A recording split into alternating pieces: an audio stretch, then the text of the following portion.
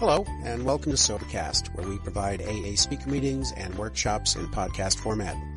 We're an ad-free podcast, and if you enjoy listening, please help us be self-supporting by visiting Sobercast.com, look for the donate link, and drop $1 or $2 into our virtual basket. We hope you enjoy the podcast. Have a great day. My name's Mark. I'm an alcoholic. Boy, everybody got my name right. That's unbelievable. I must be getting a southern twang or something. I'm a member of the Miracle Group in Fort Walton Beach, and my sobriety date's April 10th, 1988. This is a workshop on sponsorship. This is the Preamble of Alcoholics Anonymous. It tells us what AA and what AA is and what AA isn't. Alcoholics Anonymous is a fellowship of men and women who share their experience, strength, and hope with each other, that they may solve their common problem and help others to recover from alcoholism. The only requirement for membership is a desire to stop drinking. There are no dues or fees for AA membership. We are self-supporting through our own contributions. AA is not allied with any sect, denomination, politics, organization, or institution. Does not wish to engage in any controversy, neither endorses nor opposes any causes. Our primary purpose is to stay sober and to help other alcoholics achieve sobriety. To my right here is my wife, Dealy, and we've been asked to do this workshop on sponsorship. We're both speaking this weekend, and it's a privilege and an honor to be here, and a privilege and an honor to do anything that I'm asked to do in Alcoholics Anonymous. My sponsor's name is Jeff H., and he's a member of the Forest Park Group of Alcoholics Anonymous in Springfield, Massachusetts. He's the second sponsor I've had in Alcoholics Anonymous. My first sponsor I just talked to the other day, and his name is Donnie P., and he's from Holyoke, Massachusetts. And Donnie's a guy I went to April 10th, 1988, and I was whooped. I had been around Alcoholics Anonymous trying to get sober for a year and a half. And I tried this deal every which way but the way the book Alcoholics Anonymous suggests. I tried it on all different kinds of substitutes. I got sober out of a VA hospital up in Northampton, Massachusetts. And I didn't drink for a year and a half, but I sure floated around Alcoholics Anonymous. And I came here, and I believe I came to when I came to believe. And what Donnie told me when I went to ask him to be his sponsor, I had seen him, I had listened to him in meetings, and he's a guy that talked about the book Alcoholics Anonymous. He talked about the steps, and he spoke from his heart. And I went to him April 12th, 1988, and I said, Donnie, I need help, I'm dying. And he looked at me and he said, I know, Mark, I know you're dying. He said, the only thing I can do for you is show you the way I was taught in Alcoholics Anonymous. The first thing I got to do is ask you some questions. He said, Mark, are you alcoholic? I said, I sure am, Donnie. It's killing me. And he looked at me and he said, Mark, I'm going to ask you to do some things, and if you'll do those things, we'll do them together, and you'll stay sober and I'll stay sober. The only thing I can do is teach you the way I was taught. And what Donnie did was he asked me if I had a problem with alcohol. He told me to do some things. He said, Mark, I want you to go to a meeting every day. I said, I can do that, Donnie. He said, I want you to get on your knees in the morning. I want you to ask a power greater than yourself for help, and that power to keep you away from a drink. I said, I can do that, Donnie. He said, I want you to sit down front in those meetings, and I want you to listen. I said, I can do that, Donnie. And then he said one of the most important things that I heard in Alcoholics Anonymous in the very beginning. He said to me, Mark, I don't want you speaking in meetings. I want you to keep your mouth shut. I said, I can do that, Donnie. He said, I've heard you share in meetings before, and I've listened to you spread your illness in Alcoholics Anonymous for a year and a half, and I don't want you doing that anymore. And I was graced to be able to do that. But for the grace of God, I was able to go to meetings and keep my mouth shut because, see, I needed to listen. I don't know about you, but every time I got to meetings in the very beginning, every time they brought up a topic, anything at all about Alcoholics Anonymous, I knew in my head what I was going to say, and I never was allowed because I wouldn't allow myself to listen to what other people were sharing. And what the book Alcoholics Anonymous tells me is, in the chapter Working with Others on page 98, it says, practical experience shows that nothing will so much ensure immunity from drinking as intensive work with other alcoholics. It works when other activities fail. And that's what Donnie did with me. He started to intensely work with me. We got together on a regular basis and we read the book Alcoholics Anonymous. He read the book to me. I had a lot of questions in the very beginning, and I would ask Donnie, and he would give me the answer over and over and over. And the answer always came from this book. It always came from the book. And I'm extremely, extremely grateful for that. See, this book was written by 100 alcoholics, and it shows us precisely how to recover. And I never heard that year and a half I was around Alcoholics Anonymous, because I could never get the cotton out of my ears long enough to hear that, because I was always thinking about what I was going to have to say. Now I'm going to turn it over to my wife, Dealy, and she's going to share a little bit of her experience with sponsorship in Alcoholics Anonymous, and then she's going to turn it back to me, and we're going to talk about sponsorship. Hello, everyone. My name's Dealy. I'm an alcoholic. Hey, Dealy. Grateful to be sober by God's grace. My home group is also the Miracle Group in Fort Walton Beach. Fort Walton Beach is over near Pensacola, Florida. We just get hit by Hurricane Dennis. My sobriety date is January 1st, 1983. I didn't go up to Toronto because Mark, you can't see this, but he shattered his ankle back in March, and that kind of changed our plans for the last 4 months. But a friend of mine, or many friends of mine, but a friend of mine went up to Toronto, and she found this note on a bulletin board up in Toronto, Canada, and it said, "Dealy, are you here? I love you. Hi, Mark, Elaine." And Elaine was my first sponsor in Alcoholics Anonymous. And the woman who went up to Toronto saw Dealy. She was hoping it was me and that it wasn't some other Dealy. So she brought that to me, and that was my first sponsor, Elaine. I came to Alcoholics Anonymous in 1982. In 1981, actually, May of 1981, but I haven't drank since May of 1981, but that's not my sobriety date. My sobriety date is when I put all the substitutes away, and that would be January 1st, 1983. And by the time January 1st, 1983 came around, I was whipped inside of Alcoholics Anonymous. I was whipped before I got here, and then that year and a half that I was fooling around in Alcoholics Anonymous, I was whipped enough that I got a sponsor. I've had 3 sponsors. My first sponsor was Elaine, the note that I just read to you. And I got sober up in, I'm not from there, but I got sober up in the northeast corridor of the United States. And she still lives up there, and she's a woman that we don't talk to each other that much now, but when we do, it's always fun and it's always exciting. And Elaine helped me a lot. I don't know what y'all have found, but I found that I had a real hard time finding a woman sponsor that stayed in Alcoholics long enough to get all the benefits of it. And because of that, I make myself very available to women. Let me back up just a little bit. My first sponsor, briefly, was a man, because I was not interested in anything women had. Women were not for me. I had nothing in common with women, okay? Nothing. I grew up with 6 brothers. I was one of those girls that, it's a silly name now, but I was one of those girls they called a tomboy, and I just wasn't into girly girl stuff. I'm still not really. But I painted my toenails yesterday, though, for the weekend. But I was one of those girls that, with 6 brothers, I didn't realize I was a girl for a long time, and I played ball, and I climbed trees, and I liked to fist fight, and that continued through my drinking career. But I just didn't, women weren't for me, so I was brought into the rooms of Alcoholics Anonymous by a man who had re-entered my life as a friend. We had been friends when we were kids, and the last time I saw him, I'd pushed him off the treehouse and threatened to kill him with a hammer. We were building a treehouse. And he did something I didn't like, so I pushed him out of the treehouse, and he didn't break his back or anything, but he fell and caught himself on limbs. Well, anyways, fast forward 17 years, he called me up and heard I had a problem with drugs and alcohol. I was just horrified that somebody would be talking like that about me. Well, anyways, I ended up going to a meeting with him, and he brought me to a few meetings, and he said, you need to get a woman sponsor. And I said, you don't understand. I have nothing in common with women. Women are just so dorky, I can't believe it. Didn't like men much either, but women just weren't for me. I said, you be my sponsor. He said, I can't be your sponsor. You need to get a woman.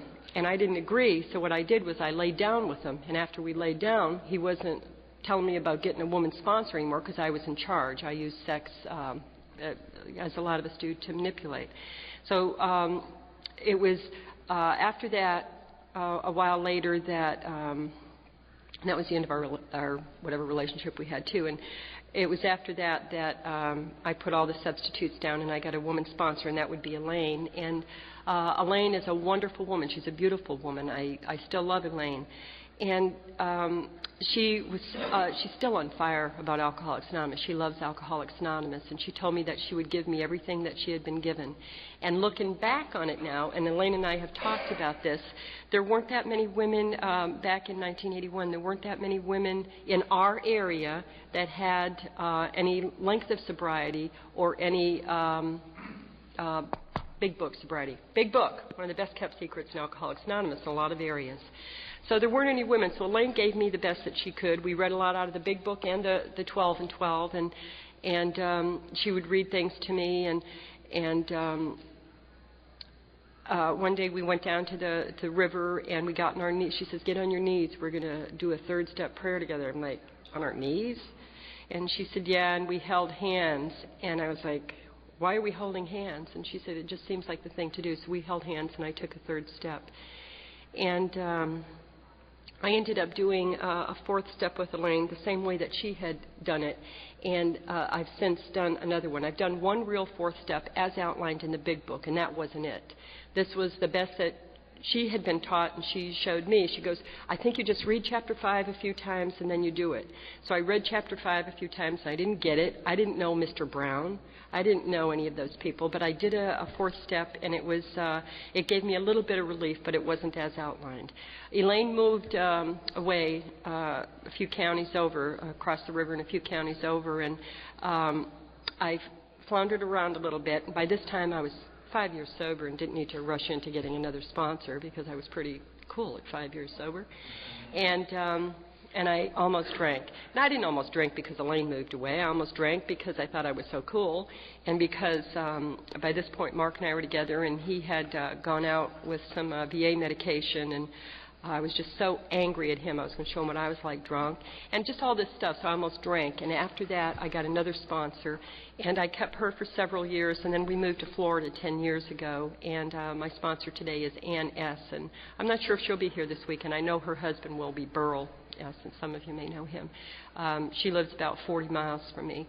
And sponsorship has just been so important in my life. I have already told you that the women, the first two women gave me the best that they could give me, but I knew that there had to be more. So on my own, I really pursued meetings where there was strong AA, and I found them. And I pursued people that I could that could become my teachers, and I would listen to them, and I would watch what they did. And with the advice of my sponsors and the book, I started really studying the book, and then going to a lot of big book study meetings. And my way of sponsoring over the years has changed. The first couple of women I sponsored, I'd say, read the big book, read chapter 5 a few times, and just do your inventory. And I've since made amends to those women and told them that was the way that I was taught, that was all that I had, but that's not the way that I sponsor now or for the last number of years. I love the big book of Alcoholics Anonymous. It's a textbook, and a textbook implies that it's a book that we study and that we read over and over and over. And I do that, and Mark and I will share more about the way that we sponsor now. And now, if any of y'all want to know more, or if you have a question about something we said or don't understand it, just raise your hand, and we'll call on you and take whatever questions you might have.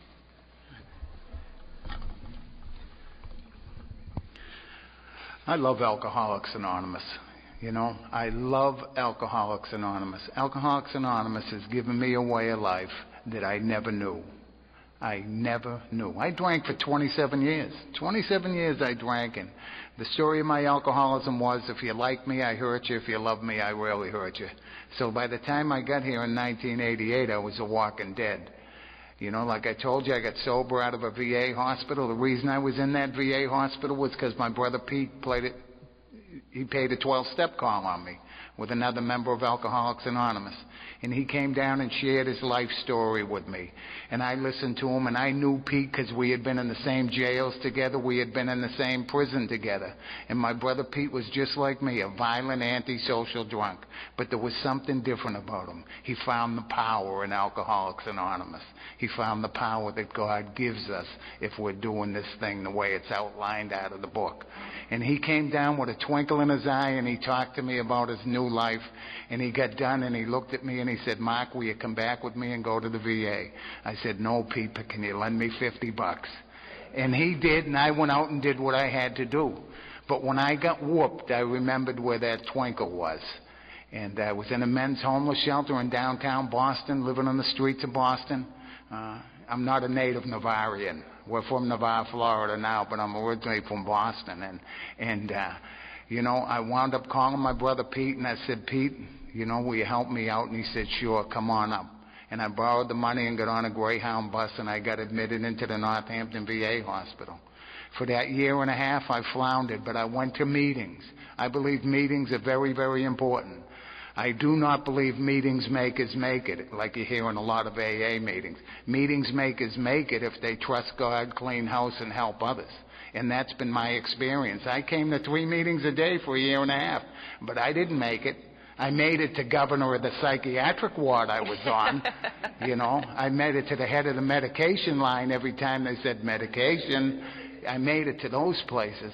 But the bottom line was, I wasn't feeling good inside. I was dying inside of Alcoholics Anonymous. And that's why I believe big book sponsorship is so important, because a lot of people die inside of Alcoholics Anonymous. They die right here, sitting in the back of the room, not being shown the way out. What happened for me was I asked Donnie, my first sponsor, to be my sponsor, and he led me into the book Alcoholics Anonymous. I was 3 months sober, and I was first 4 years of my sobriety I spent in a psychiatric ward, in and out, in and out, in and out. I was not on any medication. April 10th, 1988 is my sober date. I don't want to hurt anybody's feelings, but that's the day God came down and touched me. He blessed me with the gift of desperation. I put down the drink and I put down the substitute, and I just marched forward with the big book under my arm. Donnie told me right here what I read right in the very beginning. He said, I'm on the wrong chapter. But basically what Donnie told me was help another alcoholic. And I went over to the alcohol ward, and I would go over there with my big book, and I would sit down with people, and I would read the big book to them, and I'd hit them with it occasionally. And there was a great big guy lumbering up and down the ward. He was about 6'8", 350 pounds, and his name was Kenny. And Kenny lumbered up and down the ward, and he was sweating, and he was detoxing, he was in detox, and I would walk with him, and I'd walk back and forth. And he said to me one day, he said, Mark, you know what's hurting me more than anything? And I thought he was ready to do an inventory, you know, and I said, no, Kenny, what is it? He said, my feet, they're killing me. And I looked down at his feet, and he had a size 13 foot with about a size 10 sneaker on. I said, Kenny, get a bigger sneaker and your feet will feel better. He got a bigger sneaker, he started feeling better. You would have thought I was the second coming of Bill Wilson. You know, he was excited. He was in love with Alcoholics Anonymous from then to this day. My life started to change gradually, and the way it changed was through the steps. Donnie led me into the book, and we read the book. I fully conceded to my innermost self I was alcoholic, the first step in recovery. And that happened for me April 10th, 1988. I know today God got me sober. The program of Alcoholics Anonymous and the people in Alcoholics Anonymous taught me how to live, but God got me sober April 10th, 1988. I found out that lack of power was my dilemma. I found that out in the book Alcoholics Anonymous. And how do I find that power? Well, that's exactly what this book is all about, what Diz talked about last night. I did a third step with Donnie. You know, I had just been tested for HIV. I had done a lot of nasty things with a lot of nasty people in a lot of nasty places. And HIV was a big thing at the time. I had had pneumonia 3 times that year. The doctor suggested I get tested for it, and I did. And I went back to the UMass Medical Center to get my results. And the nurse looked at me, and she had a sad face. And she said, "Mark, we have a problem." And I said, "Oh, no." My heart fell down to my stomach. I knew I was a dead man. I could see the funeral. AA guy dies. Big funeral, 1,000 people. You know the ego of an alcoholic. You know, it was a great big deal. And she called me into the room, and she looked at me, and she said, no, Mark. The machine broke down. You got to come back next week and get your results. And I ran to Donnie that night at the Wednesday night step meeting. We got on our knees. We said a 3rd step prayer together, and my life changed. Why did it change? Not because of the 3rd step prayer, because of the decision that I made. And the decision that I made that night was to go on with the rest of the deal. And I did. And today I'm able to sit here and tell you that Alcoholics Anonymous is the best thing that ever happened to me. I followed through with the program of recovery as outlined in this book, and I have a life today I never knew. I never knew. My life was chaotic long before I can ever remember. And because of Alcoholics Anonymous, the people in Alcoholics Anonymous, and most importantly, the steps of Alcoholics Anonymous, and the power that I found here, that power which I choose to call God today, my life is just absolutely wonderful. Doesn't mean tough things don't happen. 4 months ago, I shattered my ankle. 2 months ago, they told me there was a good possibility I was going to lose my leg below my knee. I wasn't at a meeting for 3 months. I was not able to go to meetings, but people brought meetings to me. The guys that I sponsored called me on a regular basis. People just picked up. My wife was there. I came out of my first surgery. I looked to my left. My wife was sleeping next to me in the hospital room. You know, that wasn't happening before I got here. I don't know about you, but I woke up with a skunk one morning, and that skunk ran like heck when I woke up. That's a true story, you know. But the people in Alcoholics Anonymous rallied around me. Why? Because I'm a great guy? No. The reason being is I believe I'm a spiritual being having a human experience. I was taught that by a teacher of mine in Alcoholics Anonymous. And when I'm the spiritual being that I'm supposed to be, people are attracted to that.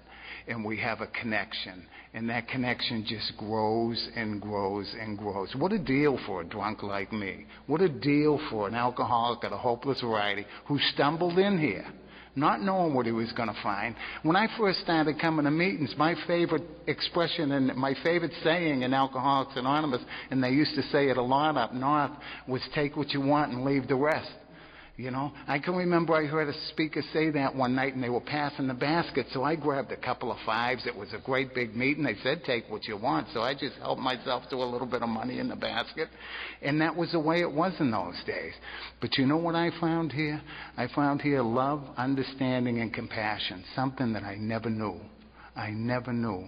I found a partner here that I could share my life with, and I never shared my life with anybody. You know, I told you things that would benefit me. That was the story. My selfishness and self-centeredness. That was all you heard from me.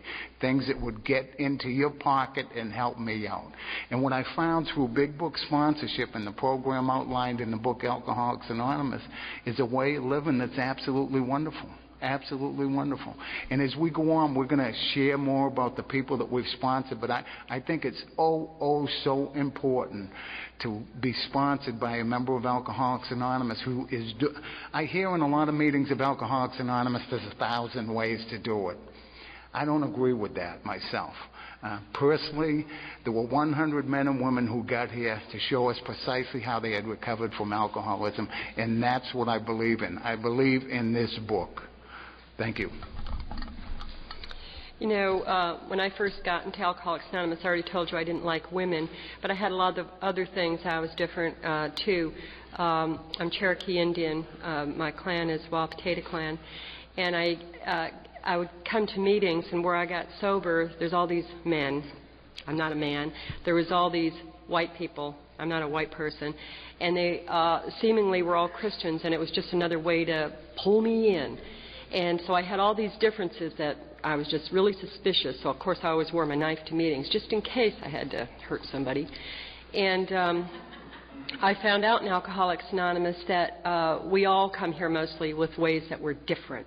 And so it might not work for me, or it might not work for you, or you, or you.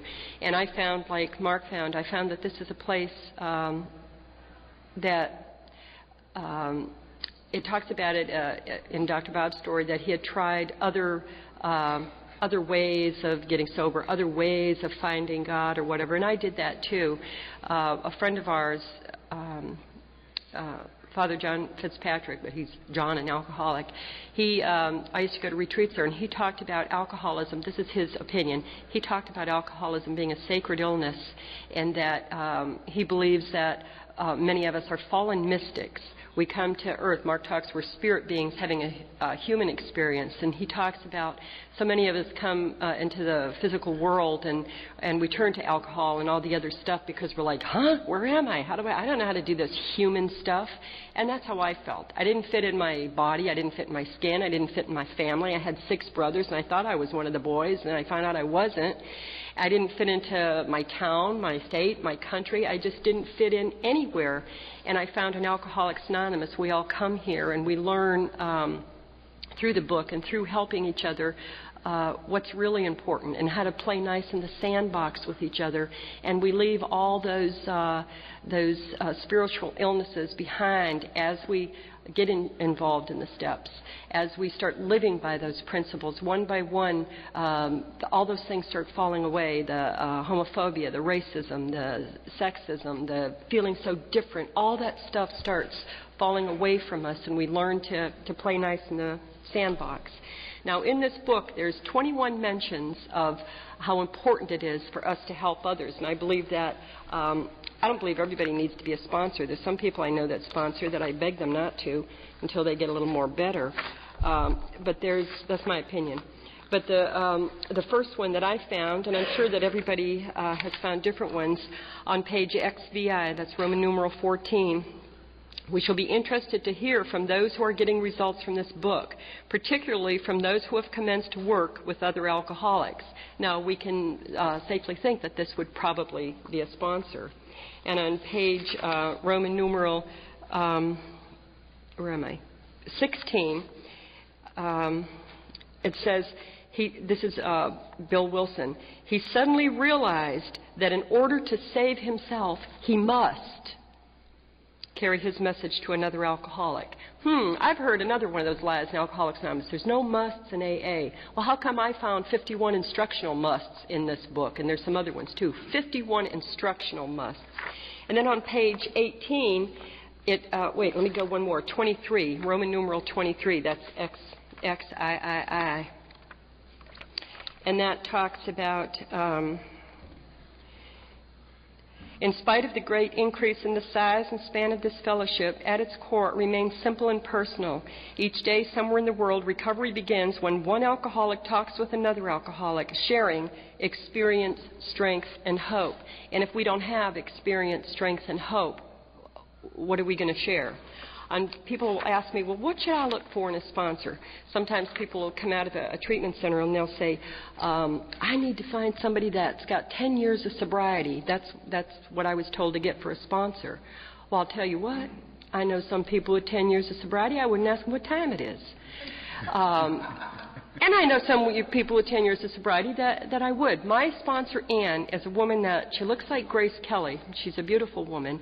She's 15 years younger than me. She only drank 2 or 3 years. But she's a woman, and she's been my sponsor for 9 or 10 years now. She's a woman that I'm not high maintenance.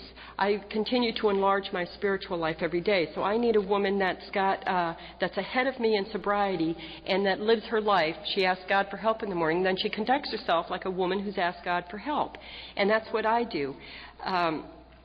So she's a woman that is perfect for me and has been for the last 10 years. If I'm going to make a major decision about another one of the women I sponsor or something like that, what should I do about this? I'll call her and ask her. And a couple of years ago, I was writing a letter to district. our district. I had something to say about the meeting they had just had. And I was writing a letter to the chairperson of district, and it was a great letter. And I showed it to her, and she said, "Oh, it's a good letter. Just leave out this paragraph." And I said, "Well, that's my best one." She said, "Leave it out." So I left that one out, and so that's the way that I use a sponsor today. People will come up to me and say, "So do you think I need somebody that's 10 years sober?" And I'll turn them to page 18 in the book, and it says, let's remember that this is written all with men, so to put woman where you have to. The man who is making the approach, this is talking about a 12-step call, so the person who is approaching the sick alcoholic.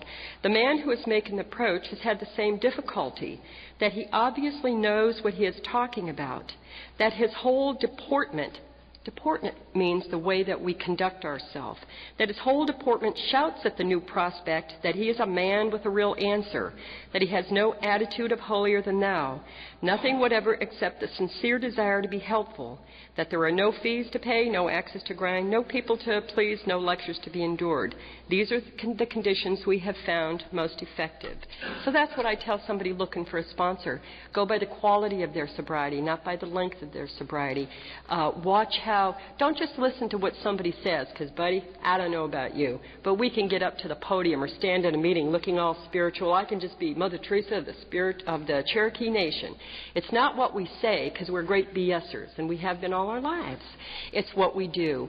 If somebody's going to ask someone, I'll say, watch how that person treats other people. If possible, try to meet somebody in that person's immediate family and ask about them, because you certainly don't want to have someone lead you on a spiritual path that's beating their wife or cheating on their husband or, kicking the dog or something like that, because we can all talk a great talk. We want to choose someone, and I know that I did. I wanted to get someone that was truly on a spiritual path that was going to help me to enlarge my spiritual life. And one thing that it's done for me to help me to be a really effective sponsor, and I sponsor a lot of women, a lot, over the years, and I've taken a lot of women through the steps, and what that does is I've led them to the God of their understanding.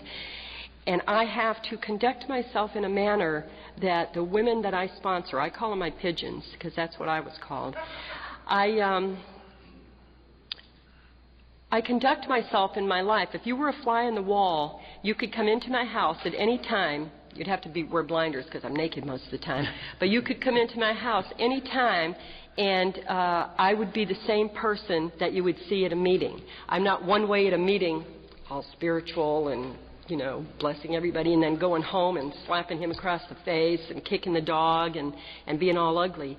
I have to conduct myself because I don't want the women I sponsor to hear, "Oh, that's your sponsor? She cheats on her husband all the time," or "She does this," or "She does that." Not that I'm a saint, I'm not, and I certainly don't want to be, but I conduct myself like a woman who's asked God for help in the morning, and I do ask God for help every morning. And Mark and I have a relationship. We decided early on, we've been together a number of years, on how many? A lot. Almost 20. Almost 20. Okay, 18 years or something. And we've never been unfaithful to one another. I've never stabbed him once. And I've never, he's never raised his hand to me. We rarely have arguments, and if we do have arguments, we've learned to fight real fair. And I just lost my train of thought, so. When I got to Alcoholics Anonymous, I was just a selfish and self-centered alcoholic. And what I learned here through the steps, that selfishness and self-centeredness was the root of my trouble. And, when Donnie had me doing this 12-step work up at the VA hospital, it took me out of myself. I had very, very little time to think about myself because I was constantly on the go. I'm also a Vietnam veteran, a combat veteran of the Vietnam War, and many, many things happened over there that I was unable to look at in the beginning of my sobriety. And when I did my 4-step with Donnie and wrote out an inventory, I was able to look at some of those things. And, Donnie sat me down and went over the inventory process, and we read it out of the book, and he showed me exactly what I was supposed to do. And I went home and I said a 3rd-step prayer and wrote that inventory out, and within a short period of time I was sharing that with Donnie. And amazing thing happened after that. An amazing thing happened after that. That fear that blocked me off from being useful was shortly thereafter lifted from me, and I was able to really begin to start being an effective sponsor. I was only 6 months sober when that happened. And I was standing at a meeting, and a young guy come up to me, and he said, Mark, I need a sponsor. And I looked over, and he asked me to be a sponsor. And I said, let me go check with Donnie. I'm not sure I can do this yet. I'm newly sober, and let me go check with Donnie. And I ran over to Donnie. I said, hey, Donnie, that crazy kid Bobby over there asked me to be a sponsor. And Donnie started laughing. He said, look who's calling the kid crazy. You're the one in the psychiatric ward. He's got a job. He's living at home. You know, he's got a car registered with plates. And, you know, go over there and tell him you'll help him. And I ran back over to Bobby. I was feeling really good. I said, yeah, Bobby, I'll be your sponsor, but this is what you got to do. Do you have a problem with alcohol? Oh, yeah, I got a problem with alcohol. I got a DUI. I got this. I said, okay. You willing to go to any lengths? Oh, yeah, I'm willing to go to any lengths. Well, I want you to go to a meeting every day. I want you to sit down front. But most importantly, Bobby, I want you to keep your mouth shut. You got nothing to say. I've heard you share in meetings. I want you to keep your mouth shut. And it felt so good to be able to say that for the first time, you know. And Donnie instructed me what to do with Bobby, and we sat down and we read the book Alcoholics Anonymous together. And where there was a step, we took the step. Where there was an action, we took the action. I'm not one of these guys that says where there was a step, he did the step. Where there's an action, he did the action. I better be doing what I'm doing in Alcoholics Anonymous. If I'm asking somebody to do something in Alcoholics Anonymous, I better be doing it. Bobby's still sober today. Because of Mark? No. Because of the program as outlined in the book Alcoholics Anonymous. That's why Bobby's sober. He found a power greater than himself, which he chooses to call God today. He's a sober member of Alcoholics Anonymous because of the program outlined in this book. Sponsorship is a huge part in my life. I've been very active in sponsorship since the beginning. I met Diz years ago when we first moved to Florida, because Diz and Tommy were active in corrections. And since I've come into Alcoholics Anonymous, Donnie was a guy that spent time in prison. My wife today, DeHulty, was an outside sponsor of a prison meeting. I was newly sober and I was brought to the prison meeting. DeHulty was chairing the meeting, and I was told to go in, sit down, and keep my mouth shut. And that's what I did. I went in, I sat down and kept my mouth shut. And then I started seeing guys that I did time with, and they'd come up to me after the meeting. Mark, what are you doing here? You're in civilian clothes. I said, yeah, I'm a sober member of Alcoholics Anonymous. And they went, oh, no. How'd you do that? And I said, I asked God for help. Well, listen, do you think you could pick up a letter for me and bring it up to me next week? I said, no, I can't do that. You know, they started trying to shoot some angles. But when they saw I was serious about this deal, they'd come up to me and they'd talk to me. Hey, listen, you know, I'm not feeling good about myself. You know alcohol's a problem in my life. What can I do to get away from it? And they would hear it in the meetings, and I would share with them after the meetings. And I caught fire with that, and I got involved in corrections. The only reason I got involved in corrections was through sponsorship. I believe it is very, very important as a sponsor that I share my experience, strength, and hope with the people that I sponsor. And the people that I sponsor today, if that's their way, they get involved in corrections, but they do get involved in some kind of service work. I believe service work is very, very important to members of Alcoholics Anonymous, especially alcoholics of my type. I need to be involved in Alcoholics Anonymous. And Donnie taught me that by example. My sponsor today, Jeff, taught me that by example. Jeff used to go up to the Connecticut State Prison, and I would go up to the Connecticut State Prison with him. And eventually I started doing meetings there. When I moved down here, I was put in touch with Diz, and he gave me some paperwork because the state of Florida really didn't want me in their correctional institutes. They thought I might be up to no good. At the time, I was sober 8 years. I had letters from correctional facilities up in Massachusetts talking about how long I had been bringing meetings up there, but They got this thing called a computer, and they punched in my Social Security number, and bells started ringing, and whistles started happening, and my record came back, and they saw that I had spent 13 years inside prison. So they told me they didn't want me in their prison system. The beautiful thing about Alcoholics Anonymous is 2 years later, they called me begging me to come up and start Alcoholics Anonymous up there. And I've been going up there every Monday night since, until I broke my leg 4 months ago. And 3 guys that I sponsor do the meeting up there while I'm not able to be up there. And they're there every week. This is about commitment. It's about repetition. And I believe that's what sobriety is about. It's about getting on my knees every day. My friend Don P. from Colorado, who passed this last year, is a tremendous teacher to me. And he taught me many things in Alcoholics Anonymous. But one of the most important things he taught me is this is not an intellectual exercise, it's a spiritual journey. And I've learned that from Don and other members of Alcoholics Anonymous, and I truly, truly believe that. And he told me one of the most selfish things I could ever do is go to a meeting of Alcoholics Anonymous, see a new man raise his hand, ask for help, vomit all over the table with the things that are going on inside him, and then not go up to him after a meeting and offer him a solution. That's what I do. I'm about the solution today. My home group, the Miracle Group, it meets on Tuesday nights at 8 p.m. in Fort Walton Beach, Florida. The meeting starts at 8 p.m. We're there at 6:30 with our big books. We get together and read the book Alcoholics Anonymous for a half hour or 45 minutes before the meeting, and then we break and we get up and we greet people when they come in, and then we have a meeting for an hour.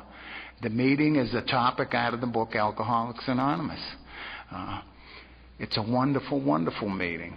I believe sponsorship. Bill Wilson in a pamphlet, Problems Other Than Alcoholism, right here, talks about, and I believe this is so true, sobriety, freedom from alcohol, through the teaching and practice of the 12 steps, is the sole purpose of an AA group. And I believe that. I believe that the group that I belong to, that's our sole purpose, is to teach and practice the 12 steps. As a sponsor, my sole purpose is to teach and practice the 12 steps. How do I know that? Because it's repeated over and over in this book. Over and over. What a deal for a drunk like me. What a deal to have a purpose today. When I got here, I didn't have a purpose. I had no purpose at all. I was just trying to make it through the day. And by the time I got here, I didn't want to make it through the day, but I didn't have the courage to end it. And through the spiritual awakening that I've had in Alcoholics Anonymous, through the 12 steps, I've been allowed to carry this message for a while now. As my wife and I alluded to a little earlier, 4 months ago, I broke my ankle. About a month before that, I had a helpless alcoholic come and ask me to be his sponsor. And the guy that asked me to be his sponsor, I had seen in Alcoholics Anonymous for 9 years while we were in Fort Walton Beach. And he had been in and out, in and out, in and out. I had offered him help the years before, and he said, "Oh, no. I heard you're one of them big book guys. I got to stay away from you." Well, guess what happened? In God's infinite wisdom, 4 months ago, he came and he asked me for help. He said, "Mark, I'm dying. This thing is killing me. I need your help. Please help me. I've watched you. I've listened to you. People told me to stay away from you for years, but I need what you have." And he came and he asked me for help, and I ran him through the drill like Donnie taught me, and we started reading the book Alcoholics Anonymous. We had gotten to the 3rd step, and my ankle busted. I shattered my left ankle. It was a crippling injury. I was in the hospital for 3 weeks. I was in a week, then I was in 2 weeks, and almost lost my leg. And one of the things that happened was that whole time, Harry called me every single day. And I'd answer the phone, "Hello, it's Harry." "Oh, hi, Harry. How you doing?" A couple of days I'm on the pity pot and all this other stuff. "Oh, you wouldn't believe what's going on in my day." Bum, bum, bum, bum, bum. And he'd go on for 45 minutes, and by the end of the conversation, I was feeling great. My ankle wasn't hurting anymore. We were talking about the book Alcoholics Anonymous, and it was just absolutely wonderful. Harry shared his 5th step. He did 6 and 7. He's in the process of making amends now. He's a member of our home group. He shares at our home group. And Harry's a guy for 8 years. You listen to him, and he'd be 30 days sober, and you'd think he was sober 10 years because he knows the book Alcoholics Anonymous for cover to cover. But he never took the actions inside that book. This is about actions. Don told me it's not an intellectual exercise, it's a spiritual journey. It's about the journey we take through this book. You know, and Harry's an active, vibrant member of Alcoholics Anonymous. How can I not love Alcoholics Anonymous when men like that are put in my life? How can I not believe there's a power here when I'm able to, it's able to flow through me, and I'm able to share those things with Harry. I don't get anybody sober, I don't get anybody drunk. But through God's wisdom and the power greater than ourselves that flows through us, I'm able to share that with other guys and watch their lives turn around. Able to avert misery and death. The book tells us that. I carry this, it's an obituary. My buddy Tom, a couple of years ago. Tom was a wonderful guy. Came to Alcoholics Anonymous, hung around meetings for a while. He didn't get this program. Tom wanted it. Tom wanted it. I believe Tom wanted it. And I would go over and I would sit down with Tom and I would read the big book to him. Tom had a lot of physical problems. He had a lot of doctors that gave him a lot of different medications. I never told Tom to get off any of the medications he was on. He needed them. But he was not able to get this way of life. Tom's wife left him. Beautiful house on the Gulf of Mexico. $450,000 home. His own dock with his own boat at the end of it. Tom was a very successful businessman. Drank nothing but the best. I went over one morning to wake Tom up and help him through some of the chores that he had to do during the day. And I knocked on the door. He gave me a key. I went in. I knocked on his bedroom door. He didn't answer, so I opened up the door. There was Tom laying in his bed with a big smile on his face. He was gone. He was gone. This illness killed him. Now, a few days later, when you read it in the paper, Tom died of a, heart attack or something like that. But you know what? Alcohol killed him. And that's waiting for me. I told you my brother Pete brought me into Alcoholics Anonymous. 7.5 years, my brother Pete picked up a drink. Okay? Came back to Alcoholics Anonymous. Didn't really talk about that, just went on with his life. Less than a year later, he picked up a substitute.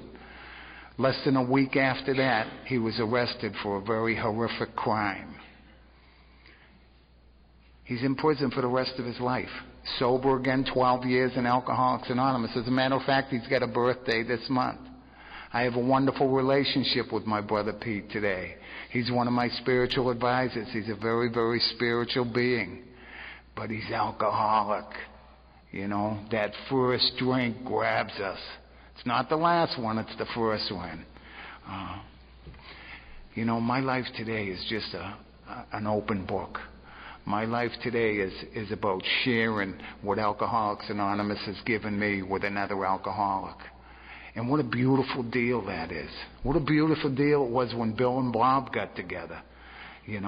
When they were able to sit down and share and Alcoholics Anonymous was able to start and grow. That's where sponsorship started. That's where sponsorship started. And it continues today. I'll turn it back to my wife. Now, when Mark talked about we belong to the same home group, and when we get together and do that reading before the meeting, I sponsor a lot of women in my home group, and Mark sponsors a lot of the men. And then those women sponsor some other women, and those women sponsor some other women. One of the things that I tell the women that I sponsor, someone will approach me and ask me to be their sponsor.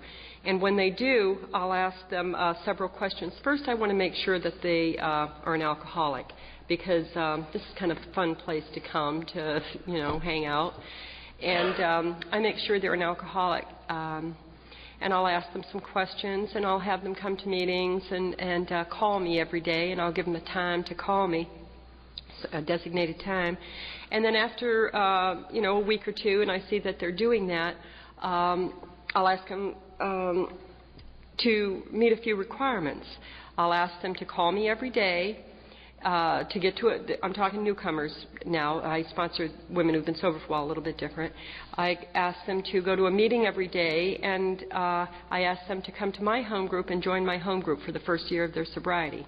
There's two reasons for that. One of them is so that they can see me in action in my home group and see that unless I'm in the hospital or unless I'm out of town, I'm at my home group every Tuesday because it's my home group. It's my home in Alcoholics Anonymous.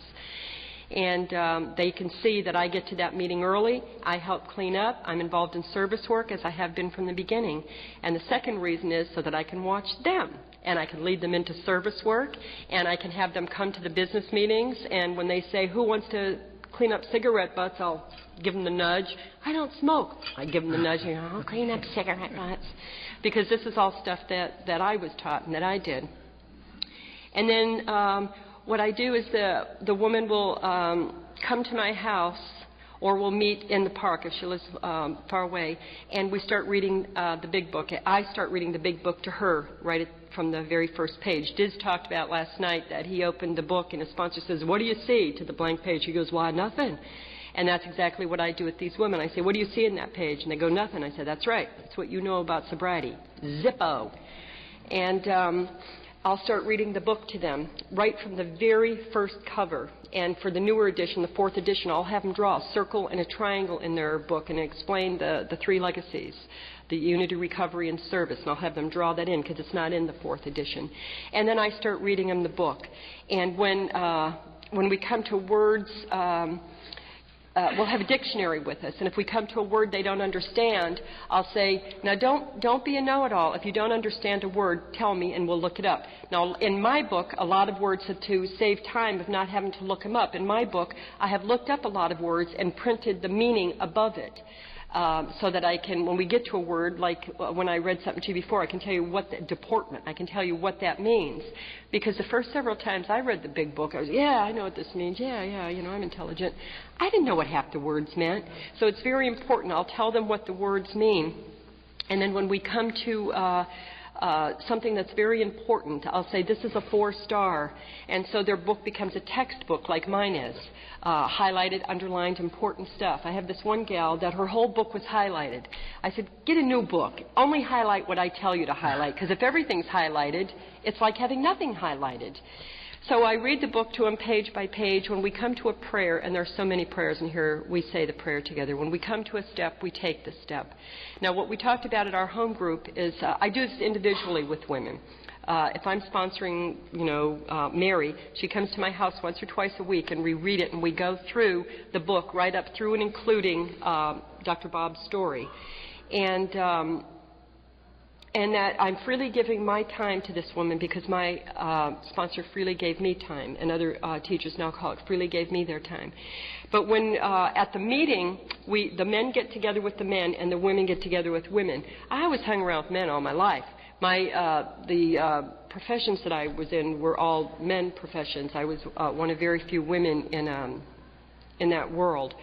And because I didn't like women. I didn't know how to hang around with women. I love women now. The women I sponsor, quite a number of them are very close friends, including my sponsor. So I believe that as we sit there at the table reading together, I needed to learn how to be a woman and how to relate as a woman and how to feel comfortable being a woman. And a man can't tell me to do that. I can't talk to a man about changes in my body as I'm getting older or about sex stuff that's going on in my head, or about any of that stuff. I need women to do that with, and men need men to do that with. I needed somebody in the beginning, and this is what I do with the women I sponsor. I'll teach them how to dress.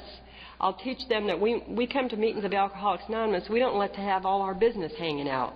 That I know the first few meetings I went to, I was numb. I was just so numb, and some guy grabbed my butt. And I was so numb I didn't feel it. And a man next to me said, you're just going to let him do that? And I said, do what? And he goes, grab your butt. And I said, he grabbed my butt? And I turned around and punched him out. But I didn't even know that. I was so numb. So I needed women to say, why don't you start wearing brassieres to meetings? And my thing was, well, if you got them, flaunt them. And she goes, yeah, that's fine in the bar room, but in the AA meeting, we don't need to be flaunting them. You know, conduct yourself like a woman who's asked God for help. So I learned to redress, and I teach the women I sponsor to redress. They go, how come the guys don't respect me? And I'm like, well, why don't you put some underdrawers on those mini skirt? And so I teach them how to dress the same way that I was taught to dress. So we go through this book, and at our home group, when we're reading, we read in a group, and when one of the people, even though individually they've done a third step with their sponsor, if it, like Mark just read with somebody last week, and they were reading individually, but we also read at the meeting, and when it's time for a third step, we say, so-and-so's ready to do a third step. Who'd like to join us out behind the meeting? And we get up, and there's a whole group of us, and we go out. And, buddy, I'll tell you what, when you got like 20, 30 people on your knees with this newcomer doing a third step, it's a powerful thing. It's just as powerful doing it with one-on-one with your sponsor, but when you have a whole group of people. Don P. was, even though he's passed, he remains one of my spiritual teachers. He talked about these pockets of enthusiasm all over the country, and we're the people that love Alcoholics Anonymous, and we want everything that it has to offer so that we can give it to other people. And that's the way we sponsor. I don't tell women who to date and who not to date and what time to get up. I will suggest, after I tell them how to dress, and if they come to a meeting dressed like a floozy, I don't say, oh, you're looking like a floozy tonight. They'll come in, they'll go, oh, I'm sorry, I'm dressed like a floozy, and they'll go out and put something else on. But I don't get all ugly and with them stuff. I just make suggestions to them. And, tell them how to conduct themselves. And the women that I sponsor that have been sober for a few years, they pass that on the same way. And that's how we do it. I have the women that sponsor me call me every day. And they don't have to. After they've gone through the steps and they're a year sober, they don't have to stay in my home group anymore. Guess what? Most of them do. They don't have to call me anymore. Guess what? They do, because they like calling me and I like hearing from them, and that's what the sponsorship is about. The big book talks about the purpose of this book is to help other people find a power greater than themselves. And once we find that power greater than ourselves, we become a spiritual community inside a spiritual community, and we carry that to other people. And that's the way that we sponsor. I was in the relationships workshop this morning, and I heard Scott and Linda talking about they've sought some outside help for their relationship and for some other things. And I've sought some outside help as well for stuff that occurred in my childhood that is pretty pitiful. I'm not a victim anymore. And I will refer women to outside help in areas that they needed. I've got a gal right now I've been working with for 6 years, and she's got mental illness besides alcoholism, and right now she's in a program. I've been asking her for 6 years to do this. Right now she's gone into a program to treat her mental illness and help her get on her medication that she needs for that and to treat her alcoholism. And I can only share my experience, strength, and hope. If I haven't had an experience, I'll give you an example. I've never had an abortion. And I'm not putting a judgment on it right now. I'm just saying I never had one. And so if a woman talks to me about that, I don't have experience with it, but I know that this woman over here has experience with it. So I'll go to this woman and say, do you mind if I give your name to so-and-so so that she can talk about that? And 99% of the time, well, no. So if I don't have experience, I don't try to act like a big cheese, like I'm the grand poopah, I know all, be all, I'm the sponsor. I will refer people to other people who have that experience, because being a sponsor to me is a sacred duty. It's not about being a big shot or a know-it-all or the boss of them. It's about having a sacred duty and fulfilling that by helping that person become the woman that they're meant to be. And that's the way that I was taught, and that's the way that I do it. Thanks. Dehalte talked about that third step prayer and doing it with a group of people. The power that is in that is simply amazing.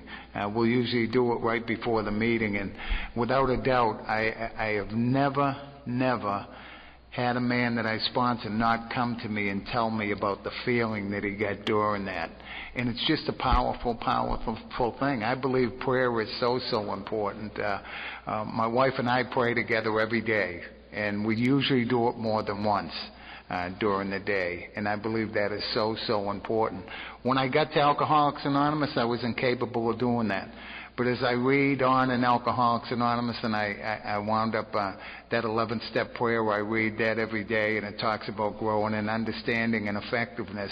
I've been able to open my mind to spiritual literature outside of Alcoholics Anonymous, and it's truly amazing. I've never been a reader. I just, I'm a reader of the big book. I read it to the men that I sponsor. Other books, I'm just too busy. I'm always on the go. Well, when I broke my leg 4 months ago, now I'm a reader. I read, especially since Hurricane Dennis came to and we didn't have cable for 3 weeks.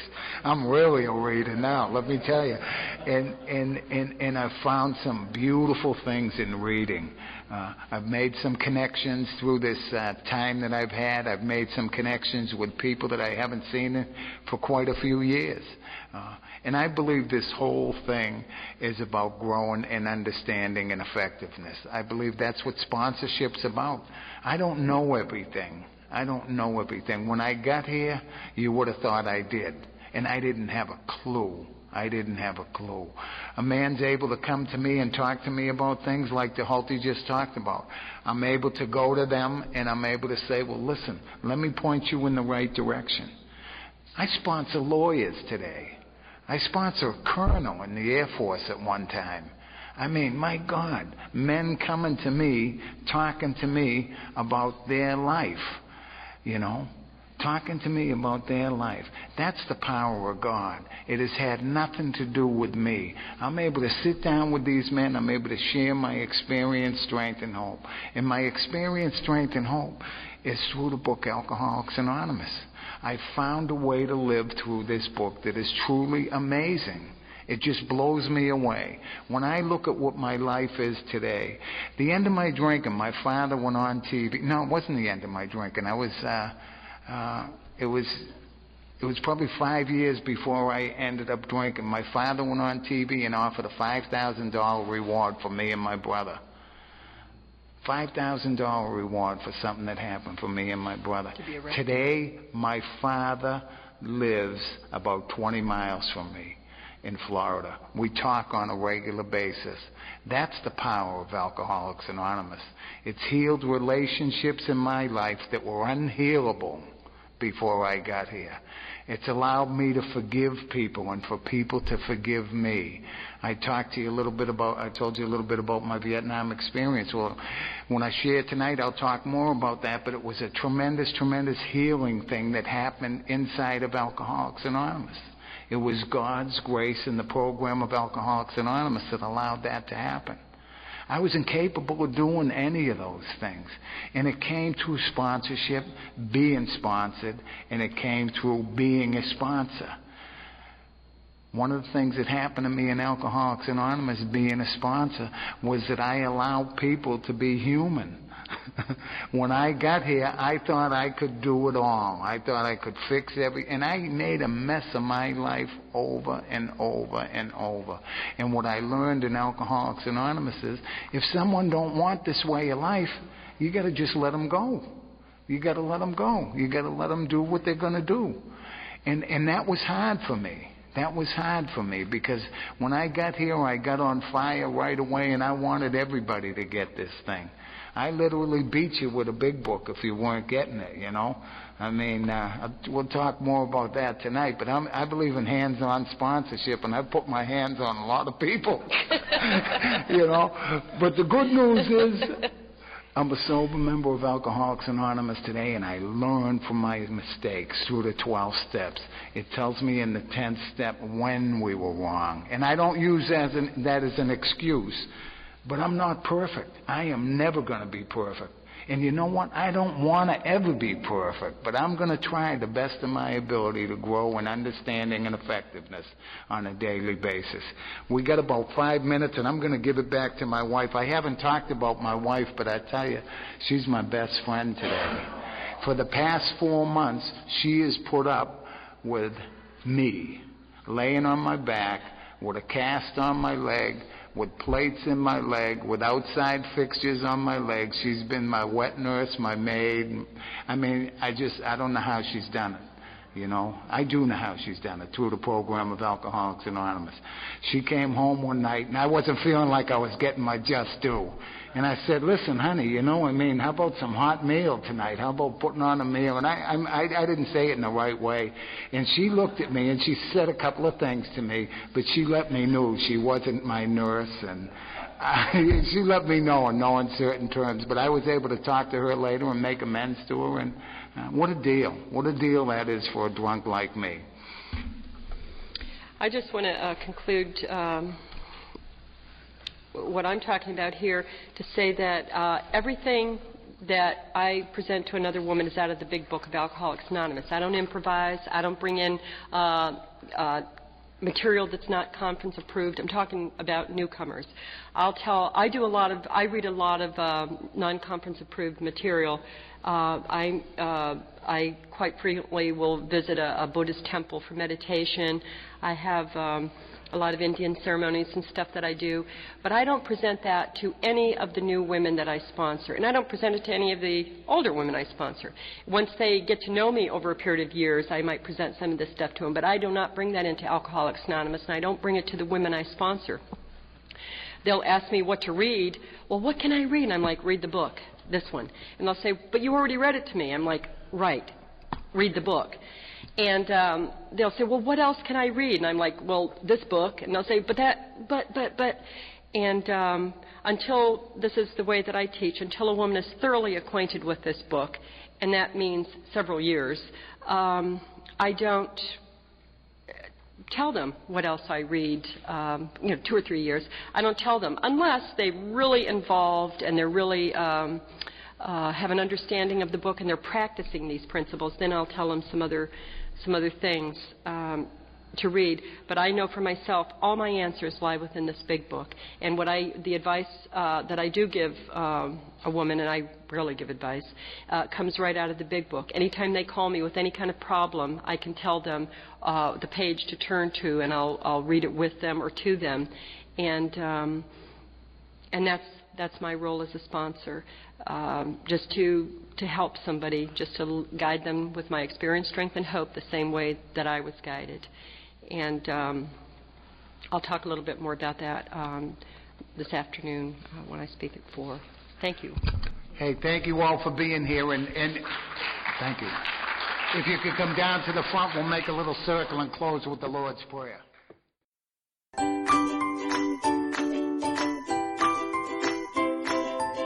Thanks for listening. I hope you enjoyed the podcast. Sobercast is ad-free, and we'd like your help in order to keep it that way. So if you'd like to help us be self-supporting by pledging $1 or $2 a month, visit Sobercast.com and look for the donate links. Thank you very much.